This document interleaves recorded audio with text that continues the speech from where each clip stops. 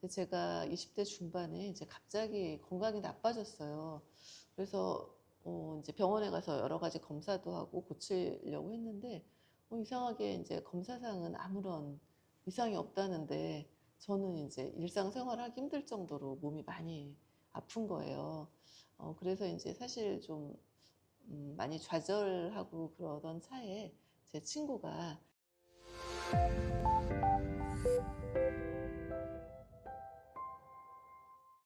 안녕하세요.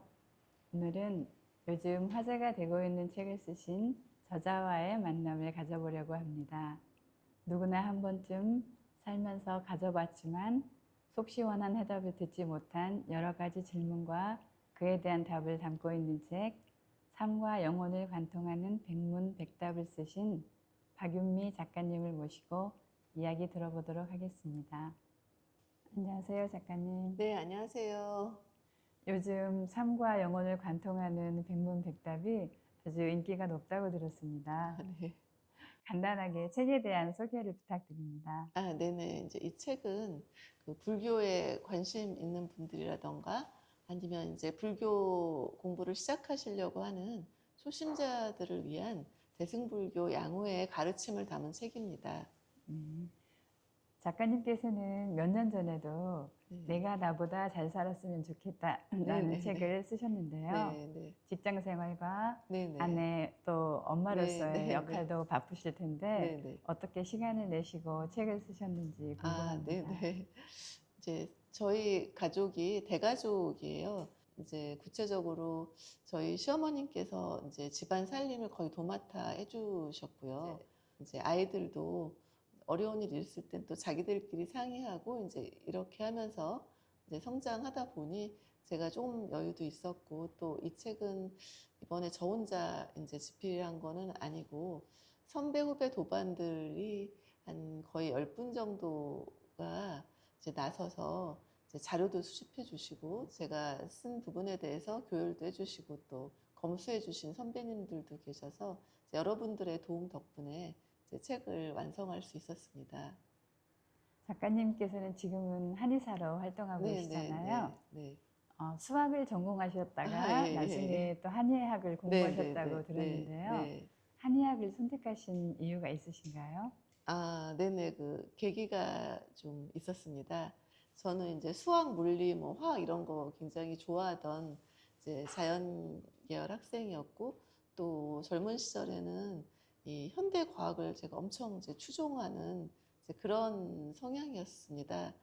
그러다 보니 당연히 이제 의학도 현대의학을 이제 굉장히 이렇게 신뢰했고 이제 한의학에 대해서는 물론 좀 경험은 좀 있었어요. 이제 어렸을 때 이렇게 발목을 삐거나 하면은 이제 엄마가 동네 한의원에 데리고 가서 침을 이제 맞게 해주신다거나 또 이제 고3 수험생 시절에 이렇게 건강하게 공부하라고 보약을 해주시고 그래서 이제 한의원에 이렇게 접했던 경험은 있었는데 저의 이제 생각으로는 한의학은 이제 굉장히 이렇게 오래된 고대인에 의한 마치 뭐 덕수궁, 경복궁 같은 이렇게 굉장히 과거에 화려했던 의학이지만 지금은 이제 현대의학이 대세다 이제 이런 생각을 하고 있었는데 제가 20대 중반에 이제 갑자기 건강이 나빠졌어요.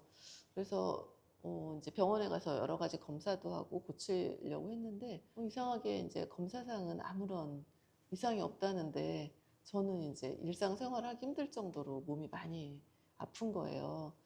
그래서 이제 사실 좀 많이 좌절하고 그러던 차에 제 친구가 이 대승불교 양우종을 소개해 주면서 거기 가면은 네가 병을 고칠 수 있을지 모른다. 이제 이런 얘기를 듣고 이제 양우에 찾아왔었는데 양우종에서 이제 하라는 대로 하고 하다 보니까 이제 건강도 좋아졌고 그런 과정에서 이제 한약도 먹고 그러면서 한의학의 효과 이런 것들을 이제 제가 몸으로 이제 직접 실감을 하면서 이게 이제 우리 몸의 어떤 병이나 건강이 이렇게 양방의학만으로는 안 되는 어떤 지점들이 있구나 이제 그런 걸 느껴서 그때 이제 한의학에 관심을 많이 가지게 됐었습니다.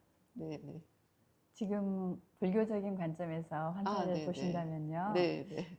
한 분 한 분께 굉장히 정성스럽게 예. 선연을 짓는 마음으로 하실 것 같은데요. 네네네. 그래도 만약에 힘드신 일은 또 네. 있을 것 같은데 네네. 어떻게 대처하시는지가 궁금합니다. 예. 사실 불교는 그 부처님께서 그 우주의 법칙을 인제 가르쳐 주시고 그 우주의 법칙에 따라서 살면은 우리의 삶이 굉장히 이렇게 업그레이드 된다고 인제 가르치시는데 우주의 법칙 중에 인제 대표적인 부분이 인과응보의 법칙입니다. 누구나 인제 인과응보의 법칙에 대해서는 인제 그 종교에 상관없이 인제 많이 들었던 인제 법칙인데 불교에서는 이걸 굉장히 이렇게 논리적으로 이제 설하고 계시거든요. 근데 그거를 인제 자꾸 이렇게 배우다 보면 나한테 찾아오는 인연들을 굉장히 소중하게 대해야 한다는 거를 인제 알게 되니까 저도 현장에서 이제 노력을 많이 하려고는 하는데 사실 인제 어려울 때가 있죠. 뭐 이제 이유 없이 저한테 막 화를 내신다든지 저는 굉장히 이렇게 나름대로 열심히 이제 진료를 한 것 같은데 막 불평불만을 심하게 하신다든지 이럴 땐 저도 인제 마음이 좀 흔들리는 때가 있습니다. 이제 그러다가 인제 제가 언젠가부터 인제 저한테 찾아오는 환자들이 저하고 다 어떤 전생에 그 인연이 있어서 찾아온다는 거를 제가 체험적으로 인제 알게 됐던 시점이 있었고 그러고 나니까 그때부터는 인제 마음이 덜 흔들려요. 저한테 이유 없이 뭐 화를 내거나 불평을 하셔도 인제 '내가 이거 전생에 이분한테 빚을 졌구나.' 인제 이런 것들을 인제 감지하면서부터는 좀 덜 흔들리고 계속 제가 할 수 있는 최선을 좀 할 수 있게 된 것 같습니다. 네네. 그러면 불교 수행을 하시고 네네. 하시기 전과 네네. 하신 후에 어떤 가치관이 많이 달라지셨나요? 네네. 진짜 그 비포 애프터가 정말 차이가 저는 많이 나는 것 같습니다. 불교를 인제 알기 전에는 굉장히 그 세속적인 가치들 그러니까 인제 뭐 열심히 공부해서 뭐 내가 원하는 인제 직업을 갖고 또 뭐 사랑하는 사람을 만나서 결혼하고 가정을 꾸리고 뭐 이제 내 아이들을 뭐 또 잘 키우고 뭐 인제 이런 어떤 가치가 저한테는 최고였었는데 이렇게 불교를 배우면서부터 제가 가지고 있었던 그런 세상에 대한 가치들이 그 인생의 이제 목표가 아니구나. 이제 이런 것들을 저는 이제 배우게 되었고요. 그렇다고 해서 이제 이런 것들이 소중하지 않다는 것이 아니라 세상에서 공부도 하고 직장도 잡고 결혼도 하고 뭐 여러 가지 이런 것들이 이 인생에서 중요하지만 이런 것들은 태어난 어떤 목적이 아니라 그 목적으로 가는 과정이고 또 이제 수단이라고 할 수도 있고 이제 이런 것들을 제가 이제 알게 되면서 이 삶을 대하는 태도들이 이제 굉장히 많이 이제 바뀌었습니다. 이제 겉으로 볼 때는 그냥 똑같을 수 있죠. 이 가정을 가지고 자녀들을 키우고 뭐 직업을 갖고 살지만은 제 마음에 이제 어떤 깊은 그 가치관, 제가 이제 태어나서 이루고 싶은 이제 목표들이 이제 다르게 이제 설정이 되었습니다. 예. 정말 지구의 인구가 80억이라면은 이제 80억 개 인생이 존재하는 거잖아요. 각자 다 내가 처한 뭐 건강, 뭐 외모, 뭐 나의 능력 이런 게 정말 이제 80억 개가 있는 거지만은 그런 모든 사람들이 다 이렇게 부귀빈천이나 남녀노소에 관계없이 살면서 한 번쯤 다 이렇게 그 떠오르는 질문들이 저는 있다고 생각을 합니다. 굉장히 좀 어떻게 보면 쉬운 질문들이죠. 뭐, 나는 왜 태어났을까? 내지는 또, 죽으면 우리가 어디로 갈까? 영혼이라는 게 과연 존재할까?